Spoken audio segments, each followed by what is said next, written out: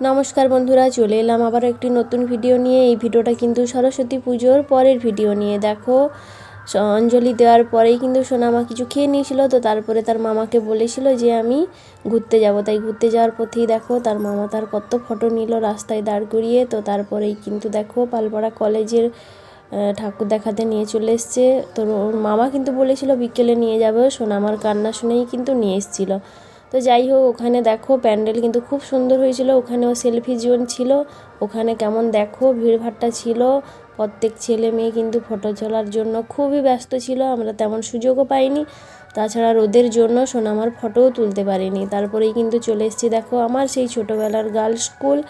তো আমি যে স্কুলে পড়তাম, সোনামাকে কিন্তু ওই স্কুলে ঘুরে নিয়ে এলাম। দেখো গিয়েই কিন্তু প্যান্ডেলের সামনে নাচানাচি করতে শুরু করে দিয়েছে গান শুনে। তো যাই হোক, ও কিন্তু আমার স্কুলে গিয়ে যে এরকম নাচলো আমার দেখে খুব সুন্দর লাগছিল। তারপরে দেখো তার একটা ছোট্ট মাসির সঙ্গে দেখা হলো, তো ওর সঙ্গে একটু ফটো তুললো, ভিডিও বানালো।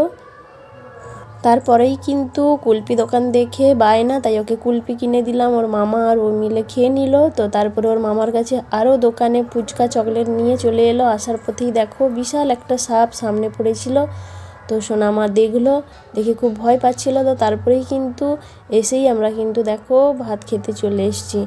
তো ওর মেসো চলে আসতে মেসোকে কিছু বলেনি খাওয়ার সময়, অন্য কেউ চলে এলেই কিন্তু ও বিরক্ত হয়ে গেছিলো। তো তারপরে আরেকজন দাদার বাড়িতে ঠাকুর দেখে চলে এলাম। এই দাদার বাড়িতে কিন্তু আমি কোনো দিন ঠাকুর দেখতে যাইনি। আমার সোনামা একাই কিন্তু ওর বাড়ি চলে গেছিলো, খুঁজতে গিয়েই কিন্তু ওর বাড়ি ঠাকুর দেখে চলে এসেছিলাম। এইবার দেখো রাতে বায়না আমাকে শাড়ি পরিয়ে দাও, শাড়ি পরিয়ে দিতেই দেখো তার সুকোমল মামার বাড়িতে গান চলছিল। ওখানে নাকি 1 ঘন্টা ধরে নেচেই যাচ্ছিল, সবাই কম বেশি ভিডিও করছিল।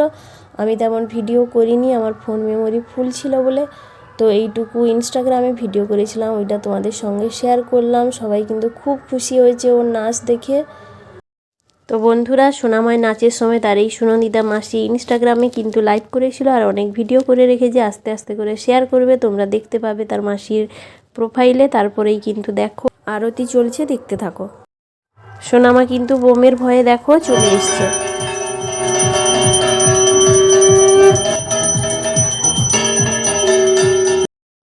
বোমের ভয়ে কিন্তু দেখো তার মাসির রুমে এসে বসছে তার মাসির কাছে। তারপরেই কিন্তু জোর করতে একটু প্রসাদ খেয়ে এলো।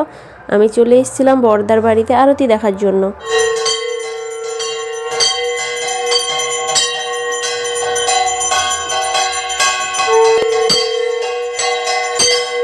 বড়দার সঙ্গে একটু ভিডিও নিয়েই কিন্তু দেখো বাজি ফাটানো দেখতে এলাম।